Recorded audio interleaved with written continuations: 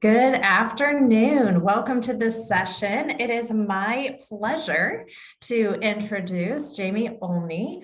She's a seventh, eighth grade English language development teacher in California. She is a former state teacher of the year, and she is here to talk to us about empowering English learners through resilience, relationships, and relevance. Take it away, Jamey. All right, good morning. Thank you everyone for being here. I see a few more participants coming in, so we'll wait a few more seconds and then get going.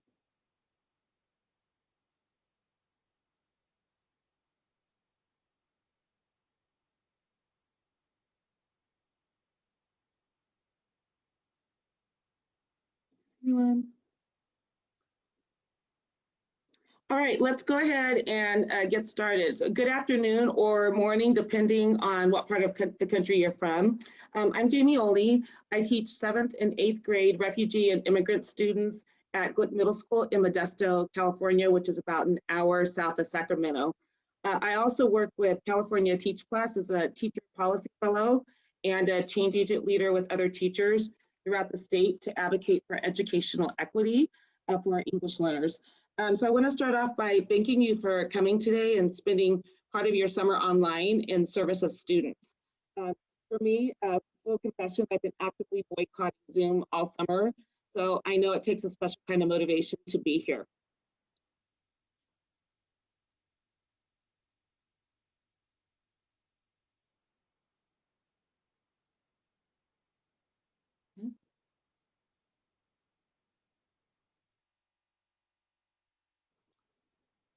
All right, it's not advancing, so we're gonna debrief any tech issues today, and I'll reshare the screen and see if we can get it to work.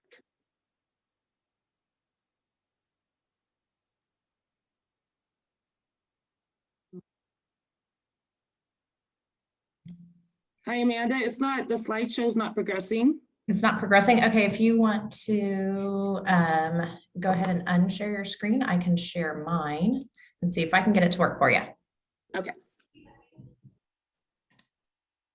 Oops, cancel. Right. So while we're waiting for the slides to come back up, looks like we have a relatively small group at this moment. So I'd love to hear from each of you. So let's start out with introductions. Introduce yourself with your name, where you teach, or your work, and your role. Okay, I'm going to go just in the order that I see everyone on the screen, and I apologize in advance if I mispronounce your name. Davlin? Hi, yes. Good afternoon. My name is Davlin. I teach in Prince George's County, which is in Maryland, and I am a social studies 7th, 8th grade teacher. Right, thank you. Nora? Good afternoon. I teach in Arlington County, Virginia, 2nd grade. Okay. All right, thank you, Nora. Monica? Good afternoon. I'm an instructional specialist in the Title I office in Prince George's County Public Schools in Maryland. Monica? Okay, East Coast in the house. Katie? I am a 1st grade teacher at Pittsburgh Unified School District in Pittsburgh, California. Yay! Someone else from Cali. You're about 45 minutes from me. Oh, yeah. Yeah. Sarah? Hi, everyone. I'm Sarah Rogers, and I'm an ELD teacher in Springfield Public Schools in Oregon. All right, nice. Thank you. Is it Sherry or Cherie? It's Cherie. How are you? Hi, good morning or afternoon. Hi. Yes, afternoon. So I work at Oxon Hill Middle School. I'm a 7th grade science teacher.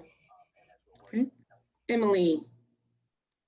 Hello, good afternoon. I'm Emily Chavez, and I'm an ESOL teacher at Prince George's County Public Schools in Maryland.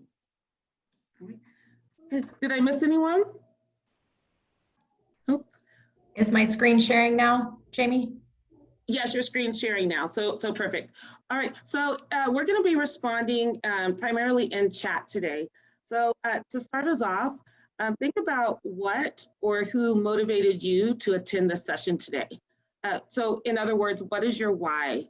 Let's take 2 minutes to put your response in chat.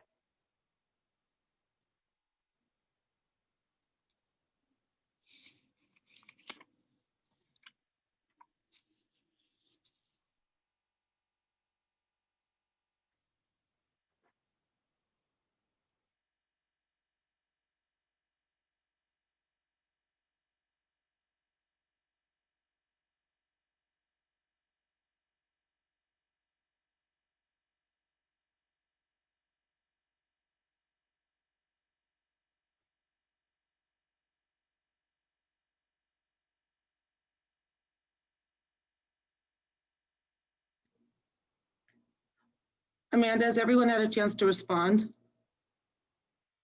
I am not seeing anything in the chat. Okay. Oh, here we go. Oh, that's good. We have 1 more minute. Okay.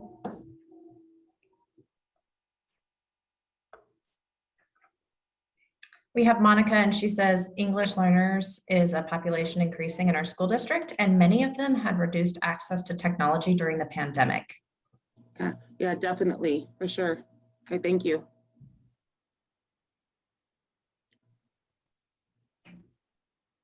So Amanda is my wing woman today. So Amanda, as I come in, could you please read them out loud? We just had another one. Katie, this past year has made me think about my role as an educator in a different way. I wanted to learn new ways to reach all my students. Sarah says, I work with English language learners, and I find that the focus is on barriers versus assets. Yeah, definitely. Always that deficit point of view. Emily says, I'm interested in how teachers made distance learning work for them at their schools.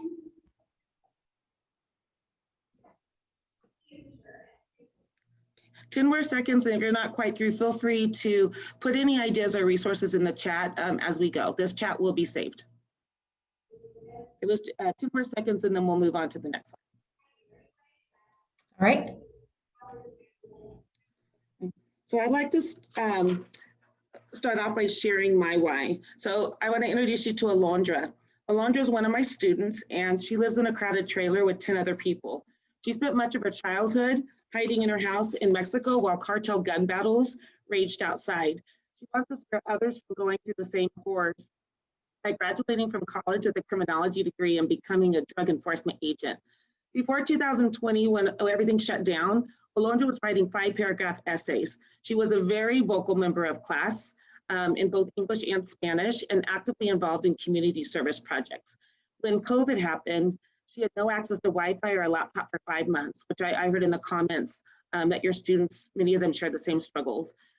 So she returned to Mexico in October to live with a sister to access Wi-Fi there. So she couldn't access it from her neighborhood, so returned to Mexico where they had better Wi-Fi, interestingly enough. Alondra returned to California in February. Now she speaks in halting English and hides unresponsive behind a Zoom screen. When I ask her why she doesn't participate, she says, Maestra, I'm ashamed because I forgot English. She went from being on the honor roll to failing every class. Unfortunately, this is the experience of millions of English learners. However, our English learners also bring with them tremendous strengths and assets that can be tapped into bridge these barriers.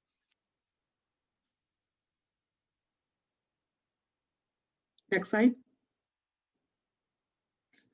So our session objectives today are to identify opportunities for educators to advocate for change in our classrooms, schools, districts, and communities.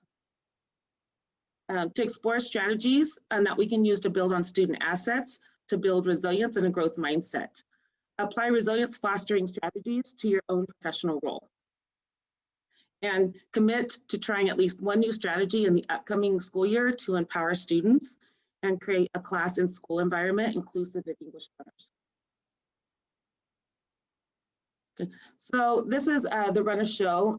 We'll briefly go over some logistics and then get into exploring some barriers our students may have and ways to bridge them so we can support and empower our English learners. We're going to have a chat discussion. Actually, we're going to use a Google tool, Jamboard, which many of you may have used with your own students, and identify opportunities to bridge these barriers. And finally, close with a commitment to action. And then I would love your feedback on a survey. And I really believe that the session hopefully will be a two-way dialogue, is that I'll learn from you, you'll learn from me, and we'll all learn from each other. All right, so chat box, as I mentioned before, feel free throughout the session to put any comments in there, share any resources. This will be saved and go out to all participants. As a reminder, please mute yourself unless you're actively sharing with the group so we don't get any feedback. And most importantly, patience. I know this is a no-brainer for all of us coming out of a year of distance learning or hybrid learning. It doesn't always work. So we're going to practice mindfulness and deep breathe through it to work through any tech issues. And Amanda's amazing, so I'm confident that we can work through any technology woes.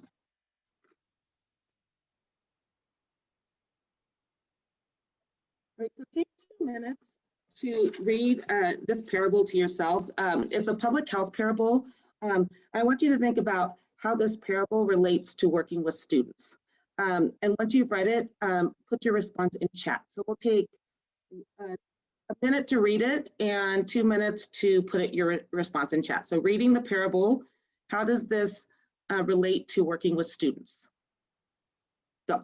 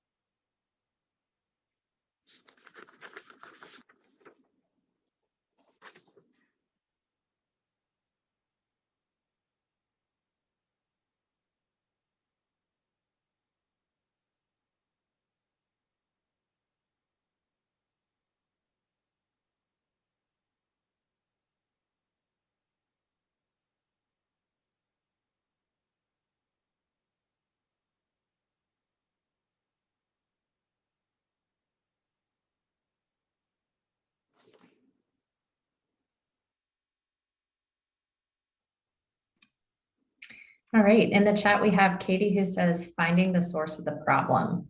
Yeah, definitely root causes, right? Like looking past the symptoms. Okay, 30 more seconds. Oh, Monica says root cause analysis. definitely. Yeah, sometimes it's hard to pause and ask why. We see the what.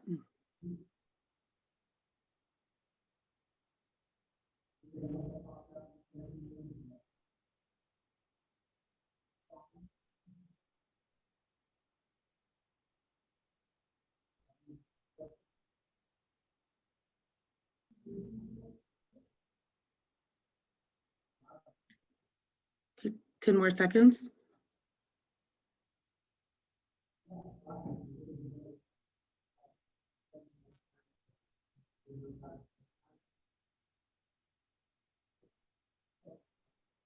Okay, all right.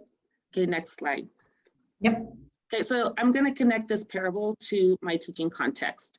So these are photos of communities that my students come from. This is the town of Empire, which is right at the edge of Modesto. It's a small town of 4,000. So this is a neighborhood that most of my students come from.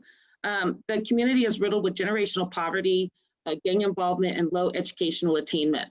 Many students, such as Alondra, live with extended families in trailer parks and small apartments. So this is actually Alondra's trailer park right here. Other families live in the migrant camp for 6 months out of the year, and they go to school, they attend our school for 6 months, and then the other half of the year, they follow the crops in other states and in Mexico the rest of the year. So Empire, as I mentioned, only 4,000 people. It has one small grocery store. So next slide. Garcia's Market. However, it has 5 liquor stores and 3 marijuana dispensaries. It's what's known as a food desert.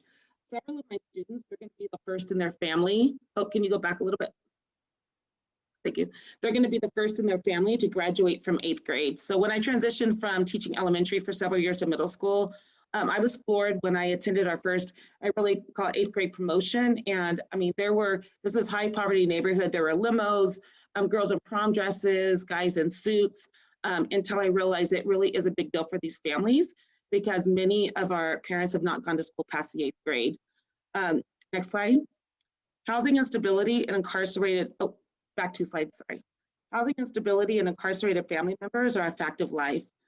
95% of my students live below the poverty line. Childhood poverty is, back 2 slides. Childhood poverty is greater than 93% of US neighborhoods. Empire has a 49% higher violent crime rate than the California average. And only 6% of our residents have a 4-year college degree. So for those reasons and more, California Central Valley is known as the Appalachia of the West. So as you can see, learning a new language is just one of the many challenges for my students. And then this is the ethnic breakdown. So it's 70% Latinx with Spanish. And we also have an influx of refugees from the Middle East as well. So Modesto is a world relief refugee hub. So my class is really multilingual. Currently, or as of last year, I had 5 different languages and students coming from 8 different countries. Next slide. You can see my students are swimming upstream. However, they show up to school every day hopeful and determined to learn. So pictured here is Adolfo, one of my amazing former students who works at Garcia's Market. He aspires to go into law enforcement to help solve some of the issues his community faces. So not only, do we want to, hopefully, go upstream and look at root causes, but we also hope that our students will, go out and beyond and come back to our communities and help transform it to help, the next generation swim upstream.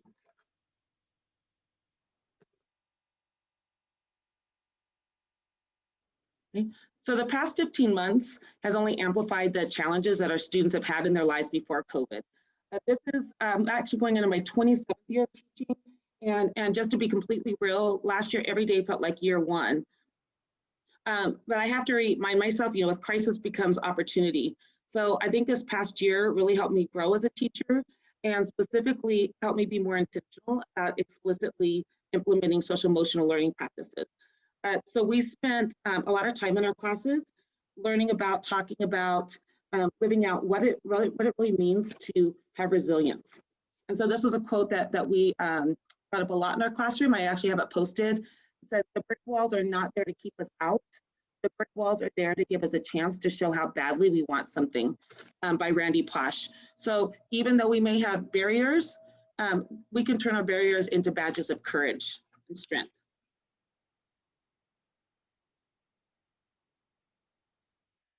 So now we're going to talk about how to reframe some of these barriers that our English learners might have into opportunities. So we're going to start with the classroom. So one of the barriers that students may encounter, and English learners, but this is not exclusive to English learners. I know many of our students had these same challenges. Student apathy, learned helplessness, especially last year, right? There are so many things beyond our control. Their lives often felt out of control. Our lives often have felt out of control. So this just showed a laser light on the need for social emotional learning. So I'm going to share what I refer to as upstream strategies. These are, just as a disclaimer, begged, borrowed, shared from other teachers. I've adapted them. So please feel free as I'm talking about these. And if you think about resources or strategies that you've tried, please put them in chat, share the wealth. Because I know we have a lot of expertise in this room. So it's like that upstream parable. Can you go back 1 slide? We often try to save drowning kids with technology, programs, curriculum. Like we always want that quick fix in education, that technical fix. And I think sometimes as teachers and as educators, we feel like we're drowning ourselves. So I'm going to share my journey and then we're going to have some time to collaborate together. So I really came to a cross in the road after seeing a sea of black screens and teaching at a void for 7 months.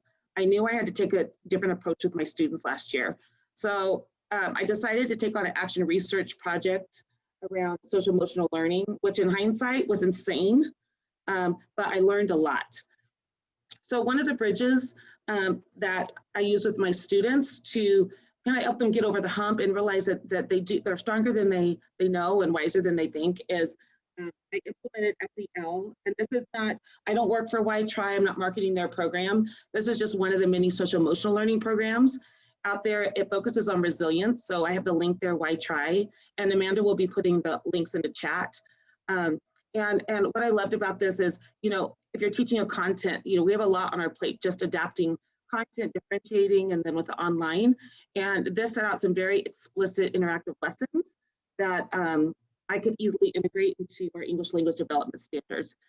We also did a video of the day. So once we learned about resilience, students actually would start recommending videos. And so it became at first me modeling resilience and naming it, and then students taking on that leadership. So the video had something to do around resilience, and I'll show you an example of how I set that up. We use Google Classroom.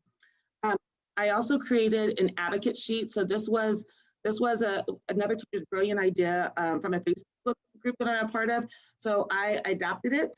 With English learners, often, they want to do well, they want to succeed, but they don't always have the language that they need to advocate for themselves and to ask for what they need. So I'm actually going to pull that up.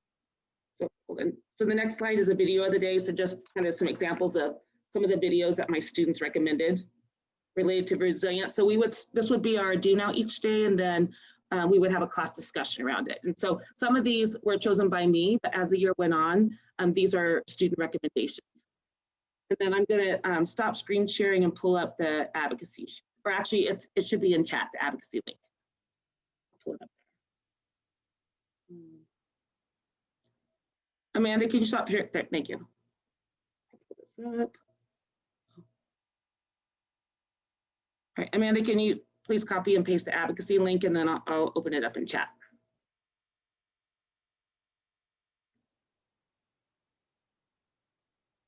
Yes, just give me one moment. Take a breathing break. I had to get out of present mode so that I can copy the breaks. Yeah, fire up yoga on YouTube. It helped. I'm a fan of yoga now. Thank you. And it should be in chat now. Okay. All right. Can you share the screen, please? Yes, I can do that.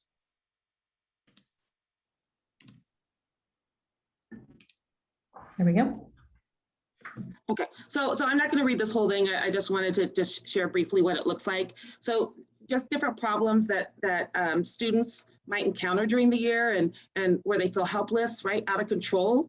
So it's easy to feel easy to give up, right, when we don't feel like we have control or able to do anything about it. So this was super helpful for students.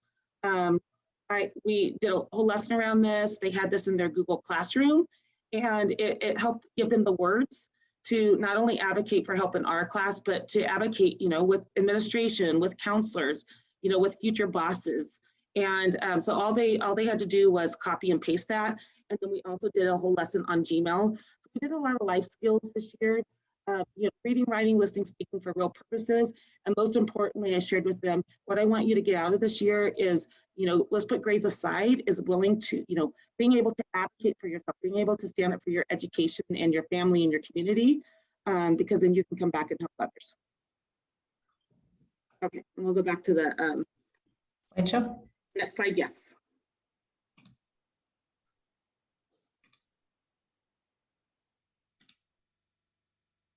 Okay.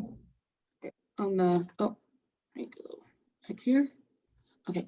All right. So this is a photo of just, again, how students took this resilience work on. After we looked at several examples, we watched videos, we would name it, celebrate it when students advocated for themselves, used resilience, pushed through a challenge. This was completely organic, student initiated. I was out of break. I left to use the restroom. I came back, and the students had started this resilience board. And so this would change every day. And you see there's different languages, and they would use these messages to encourage each other. So not only did it help students become more resilient in their own life or recognize ways they were already resilient, but we worked together as a community. And then this student, I did my first online PD earlier this year, and a little nervous because Zoom is not my jam. I'm really an in-person, more of an in-person connector. And he actually emailed, he was helping my resilience and emailing me quotes to help me feel more confident going into this new territory.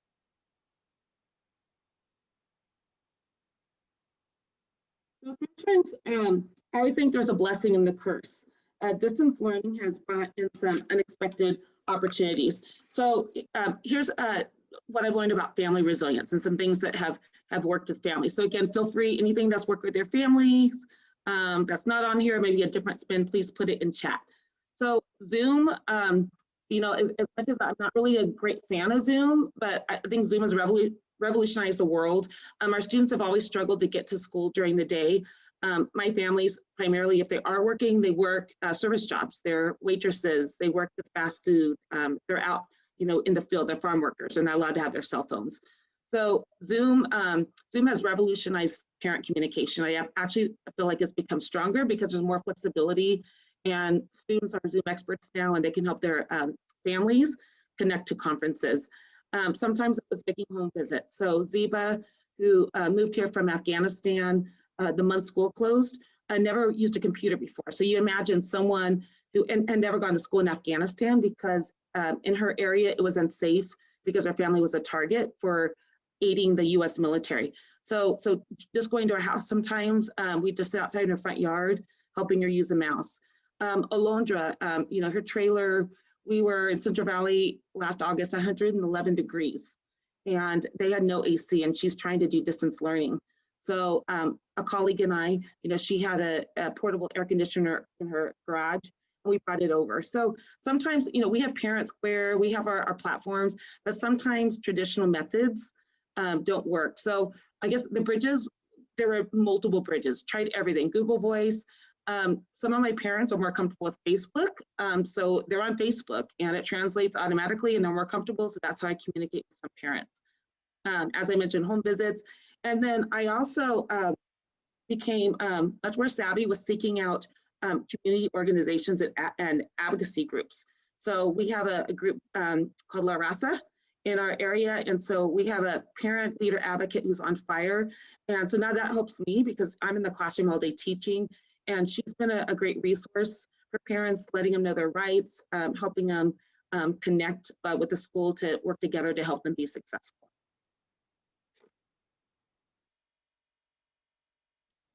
Okay, and let's talk a minute about professional resilience. You know, we can't give to others, you know, unless we have a, you know, something in our tank. You know, we're running on empty. You know, it's hard to model resilience if we're not feeling so resilient with ourselves. So I want to talk a little bit about professional resilience. Teaching is hard. You know, sometimes it's so easy to get discouraged because so many things are beyond our control. You know, we can all probably list a laundry list of problems that our students have or barriers to us meeting their needs, but we're not always involved in the solution. So I'm very passionate about teacher leadership. So in California, we have a guiding framework known as the California English Learner Roadmap. California has some progressive policies around English learners. But the sticker shock was when I brought it back to my school site had never heard of it. My district had barely heard of it. And so, you know, you can have this great policy on paper, but if it doesn't land on students, it's really not worth the paper that it's written on. And I think sometimes we feel like we're struggling alone and we forget that the best solutions can be our colleague down the hall or 3,000 miles away in a Facebook group. So one of the bridges, I think this really served to save my teacher soul this year, is working with Teach Plus, and there's lots of different organizations. I mean, NS Toy, you're here, and I'm really looking forward to having a network after this session today. But I just started very grassroots. You know, there are so many. It's like, what can we do here at the school site? So I recruited a coalition of a few like-minded colleagues around a civic EL focus, and since then it's grown to our site. Now involved with our district, and now I'm working around the state with other teacher leaders. So I think part of resilience is just to remember that you're not alone. There's a lot of opportunities out there to support each other, because sometimes you do get in that space, you know, you feel like an island, or at least I know I felt like an island, where, you know, I'm in my classroom, I'm really isolated with my computer. And so I urge you, you know, for your own professional resilience, if you're not already connected, get involved, because there's lots of solutions out there and ones that we haven't even thought of yet.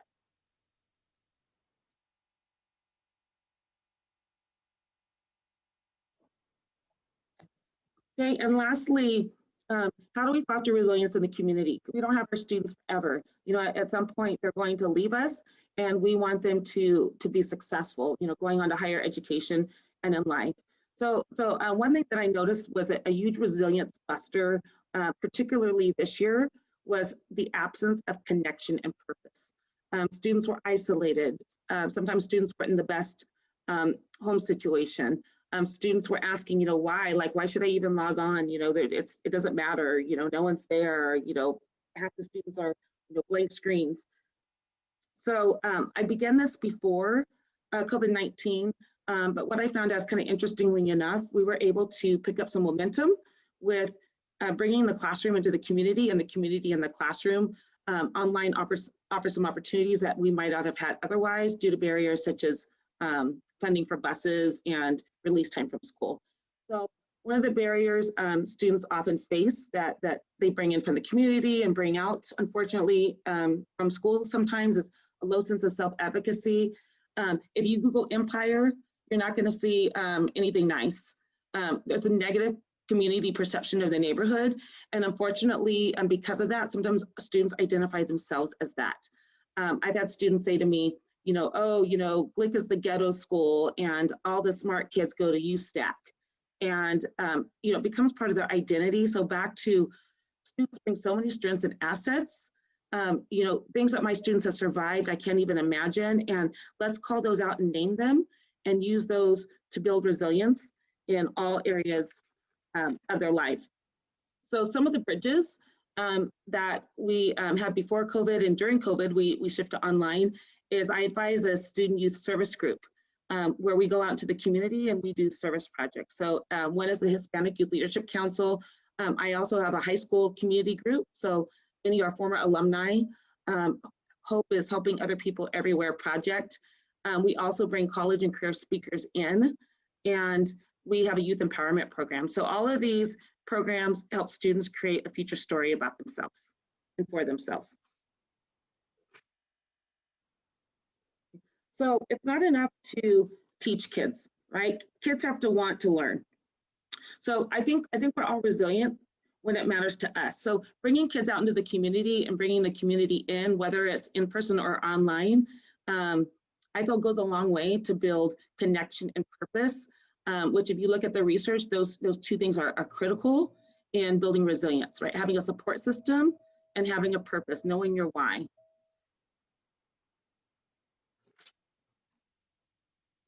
So these are just some of the projects that my students have done. Some of our guest speakers, we really try to bring in guest speakers. This year it was on Zoom, who look like my students, who come from the neighborhoods and communities, my students, so that they have a positive role model and they can see the possibilities in their life.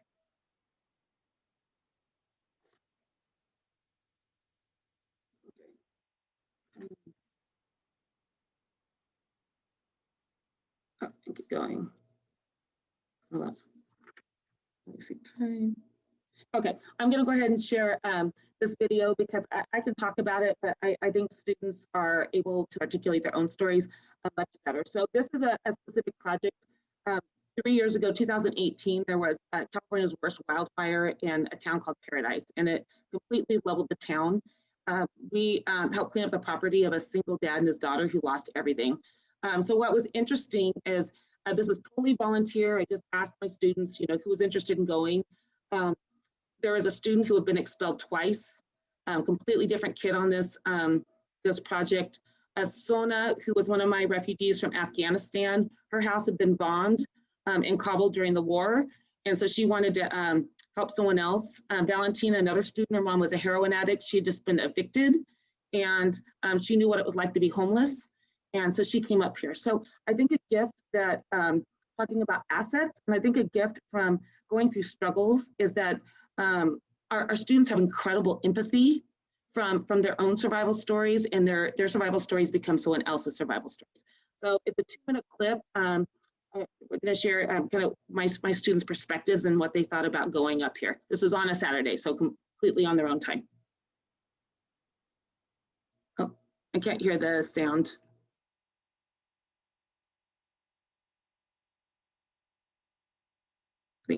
Maybe when you click share sound.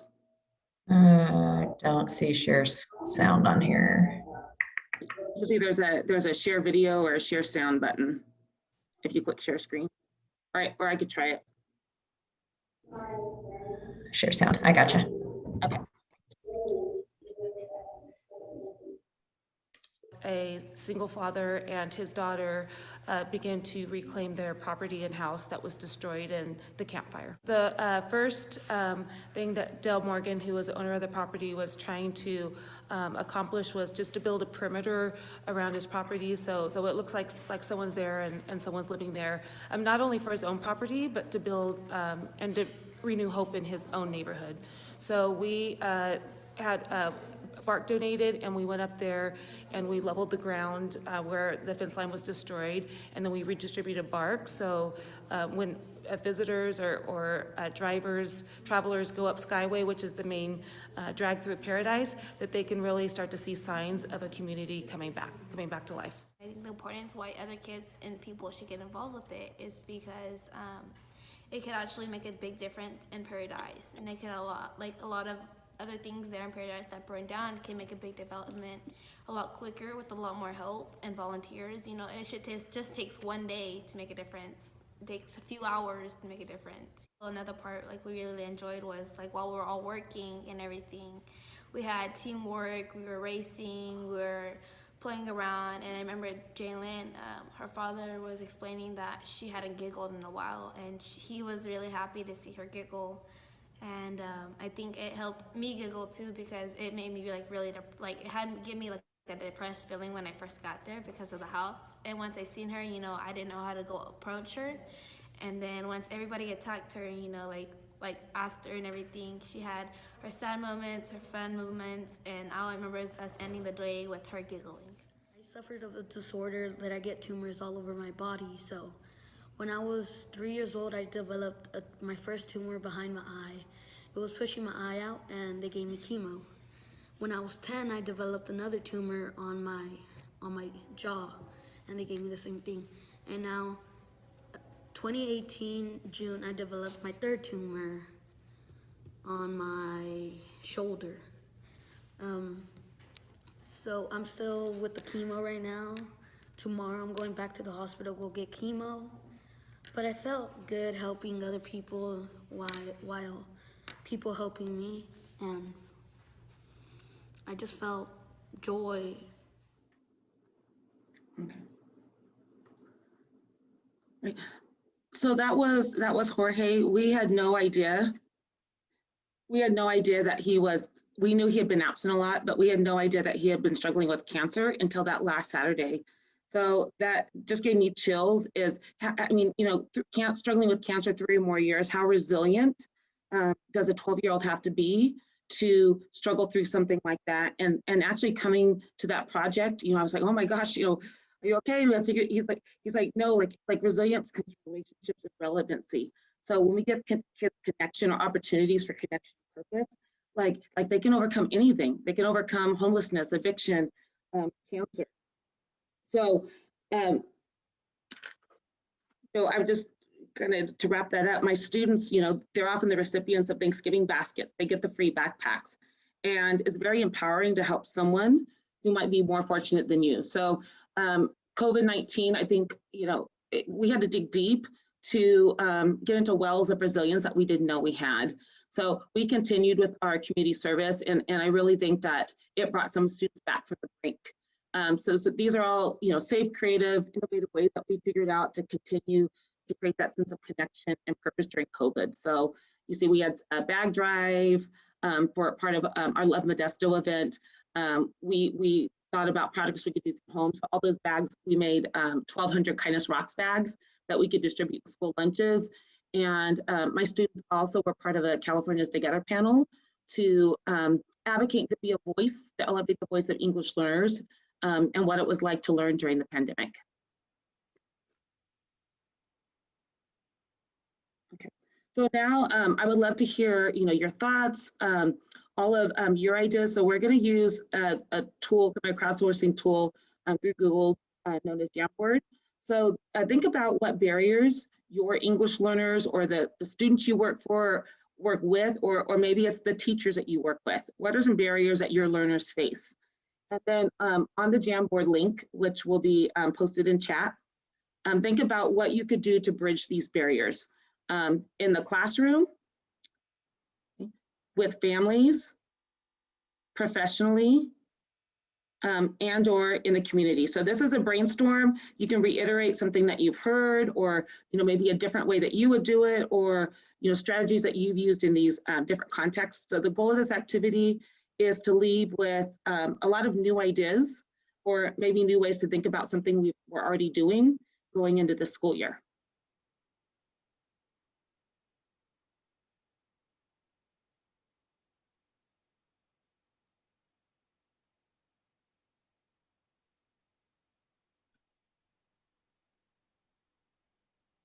So, hi there. So you want us to write something in the Jamboard? Yes, on the Jamboard. So Amanda, can you please also post the question in chat? Yes, at the Jamboard, if you look on the left-hand side, if you haven't used Jamboard before, there's stickies. And so you just click on the sticky and you write your response. So it's like a digital version of a chart, like a chart paper up, and then you're putting sticky notes on it. So you're just writing your idea for how to bridge barriers, how to build resilience in the classroom. And then if you click up here on the top of the arrow, it goes over to families. And you click again, it goes to community and professionally. Yeah, it's like the old school brainstorm that maybe some of you used to do with the stickies or the chart paper. The questions are in the chat as well. Yeah. So what we're putting on the wall is bridges, right? Like, what are some bridges? What are some strategies that you're thinking of right now to bridge some of those barriers that we talked about for students?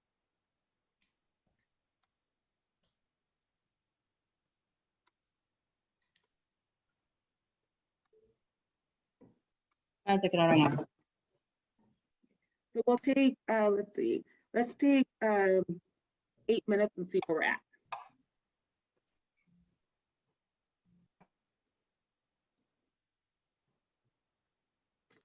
Yes, please.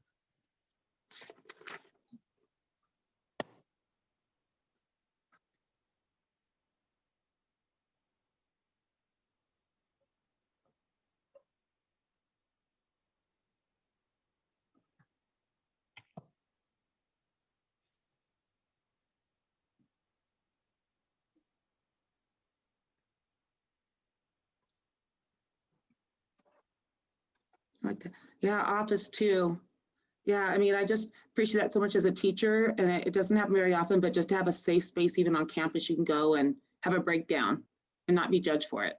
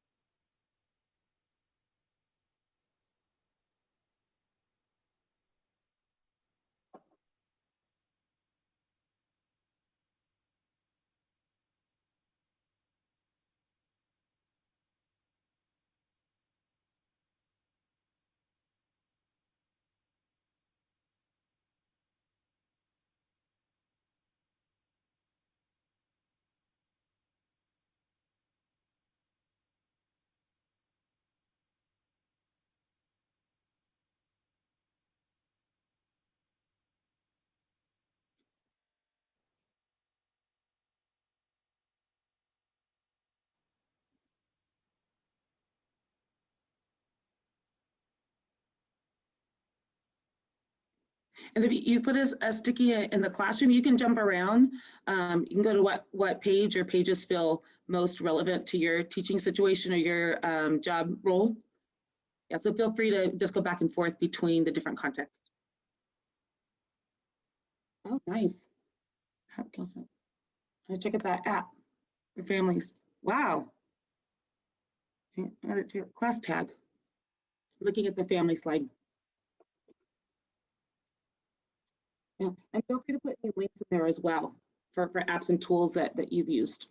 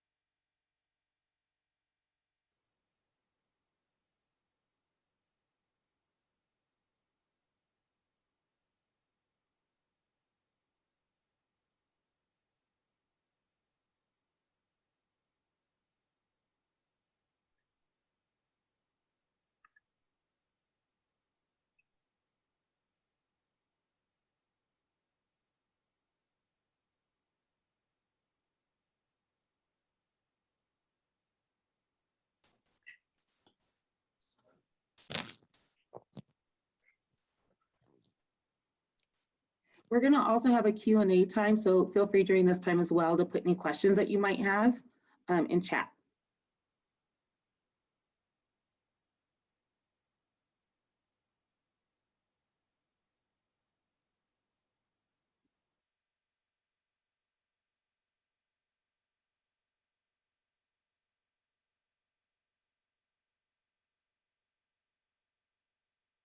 Oh, yeah. Yeah, definitely. We need to do a better job of making sure that our parents have the tech literacy to support their children.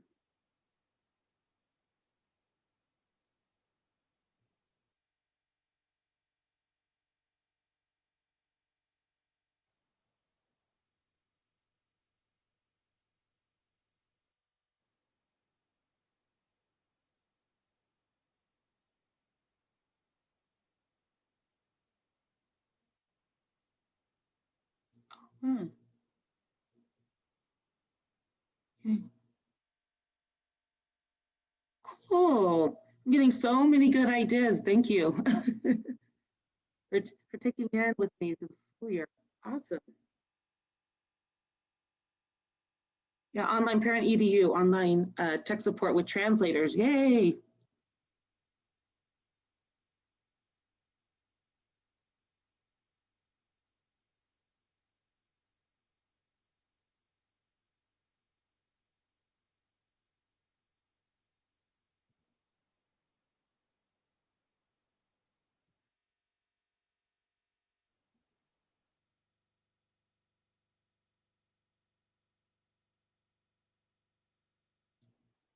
Thank you for sharing these resources.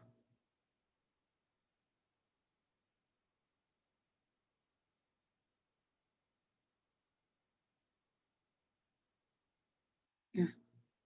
Yeah, I think, hearing parent stories like I have a 14-year-old daughter, and so many times, right? She's more advantaged than most. She has two college-educated parents, only child we can help her. And there's so many times I felt completely helpless to help her through all this in her distance learning. So I can only imagine how, the families of our English learners feel.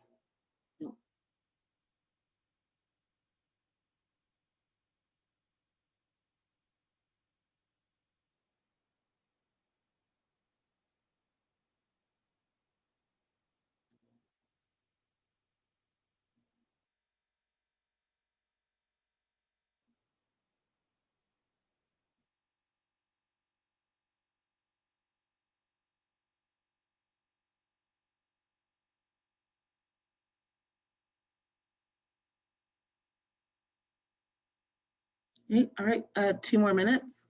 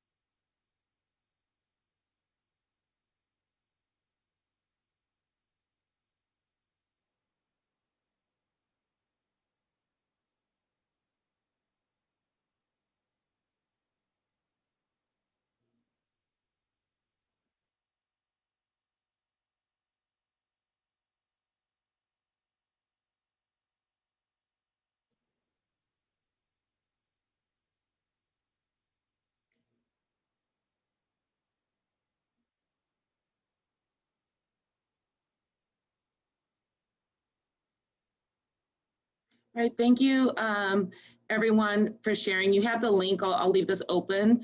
If you think of something or you run out of time to put any links or resources.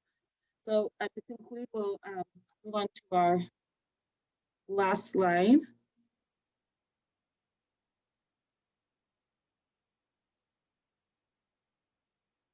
Oh, sorry. There we go. Okay. So, back to the video. So our deepest fear, this is a poem that I have my students memorize every year. It's powerful. I think it relates to resilience. I think it relates to, when we model resilience, inspiring others to do the same. So it's from the movie Coach Carter. It's a true story. It's set in Richmond, California, which is a similar demographic neighborhood that I teach in, except it's in an urban setting. We're rural. So this is a clip of his basketball team all year that struggled with bad grades, struggled with really just surviving on the streets. And this basketball coach, who was from the community, was from Richmond, came back to teach and coach, locked up the gym. It was very controversial, not popular at all. And then kind of his story of resilience, of going through that and holding onto his integrity, and then the students taking over that resilience and kind of giving him back that gift. So this is one of his students after they locked them out of the gym until they raised their grades. And so they're kind of shedding their label of them as troublemaker, gangster, to that of being scholars and citizens.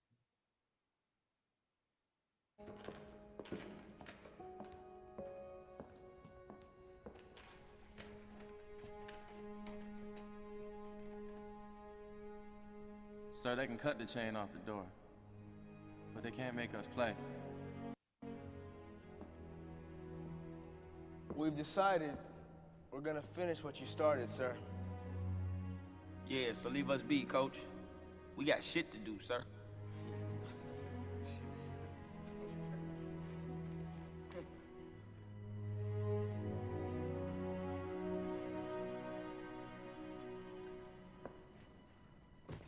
Our deepest fear is not that we are inadequate. Our deepest fear is that we are powerful beyond measure. It is our light, not our darkness, that most frightens us. Your playing small does not serve the world. There is nothing enlightened about shrinking so that other people won't feel insecure around you. We were all meant to shine as children do. It's not just in some of us, it's in everyone. And as we let our own light shine, we unconsciously give other people permission to do the same. As we are liberated from our own fear, our presence automatically liberates others.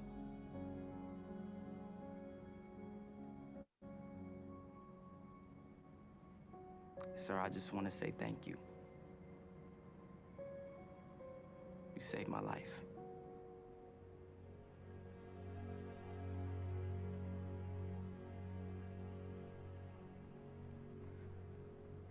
Thank you, sirs. All of you.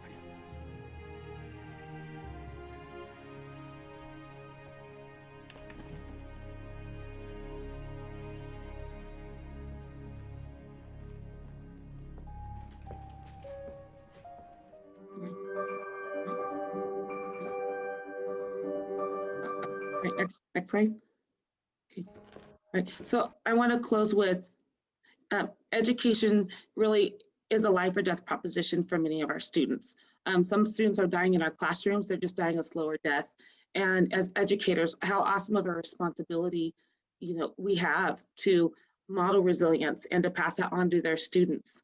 Education can be the difference between a life of freedom and a life spent in captivity. So when we model resilience, we pass that on to our students, and their survival story can become someone else's survival story. So I want to thank you not only for coming today, I want to thank you for all the good work that you do with students. Keep fighting the good fight. Band of sisters and brothers, wherever you are, online is a great thing. And I want to close just with, I always want feedback just on your thoughts, your ideas. Again, thank you so much for allowing me to learn from you. And my contact information, if you want a copy of the presentation or any links, I'll get more information about the chat. But yeah, just send me an email, jameyolney@hotmail.com, and I'll send you a copy of any links or resources that you might want after today. So the last part is just the feedback survey. Thank you so much. Have a great afternoon or morning, great rest of the conference. I hope to see you again somewhere, if not in person, online. I'll leave this link up for a few minutes. And it will also be in chat.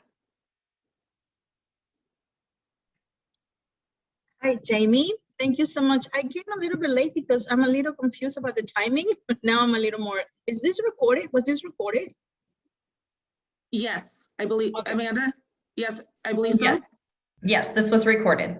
Great, perfect, because I really, this is right up my alley. I teach, ELD to high school students in California, actually, and North Hills. Yeah, so Yay, I definitely gonna be reaching out.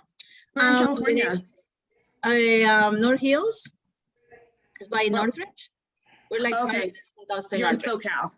Yeah, and so yeah, I'll be reaching out. Great ideas, and yeah, it's something that we have to definitely work on. So thank you so much.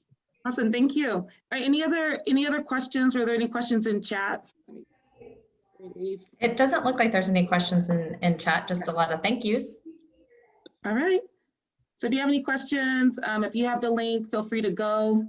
I'll stay on a minute more, and then I hope to hear from some of you either in person or online.